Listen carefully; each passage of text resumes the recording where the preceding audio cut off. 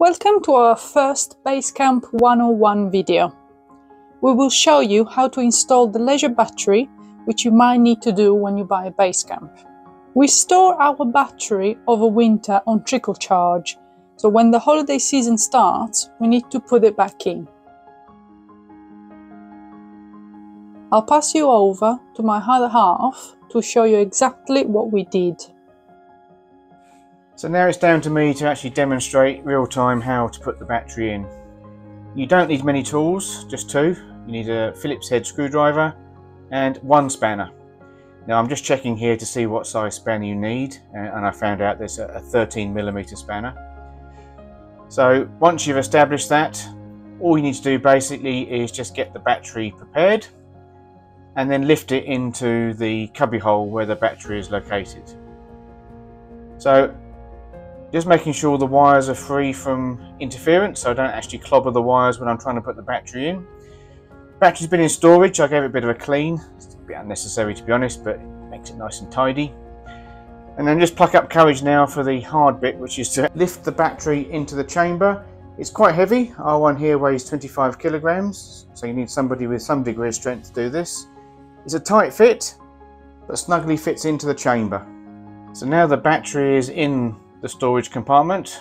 All you need to do is just align it, make sure it's nice and square to the hole, and then clamp on the positive and negative terminals, the black and the red cables. They just lift up and clamp down, so it's quite easy. Now when I was doing this, I did actually notice there was a slight issue with the red wire, the positive. Now I carried on, but you'll see in a minute what the issue is. So with the cables in place, the only thing you need to do now is clamp the battery securely into the mounting chamber, and that's just done by 2 bolts. The threads that Swift put on these for some reason are very long, so you've got a lot of threading of the bolt to get it down to the bar. What you're doing here is just making sure it's nice and tight. You don't need to over tighten this. After all, the battery is plastic, you don't want to crush it. So you're just making sure it's got a nice bit of resistance so it doesn't slide around in the chamber. And then the washers underneath keep the bolts from actually rattling loose, so you don't need to over tighten it. Now as I moved the wire around, I noticed that it was loose. You can see I just pushed it down there and it actually popped out the plastic holder. So it's an easy fix, just as well as an audio mute, because I was having a few choice words about the quality of the fixing there.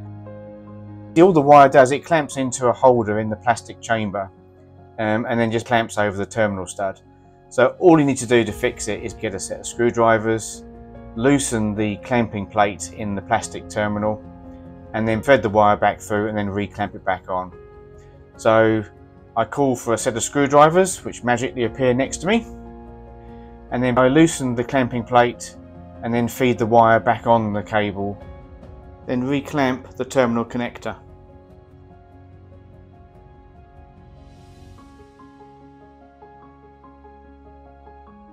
So now the battery is firmly secured and the wire is firmly attached. The hardest bit now is to get the cover back in. So we sped this back up because this took me about 3 minutes to do. The holes are not easy to align, but if you put the 3 screws back in, job done. With the battery now installed, we need to turn on the main power, which is located in a cupboard with a table in it.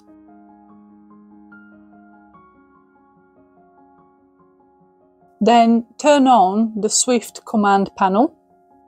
You can see everything is connected by choosing the power option, where you can then see the leisure battery voltage and the solar panel feeding charge back into the battery.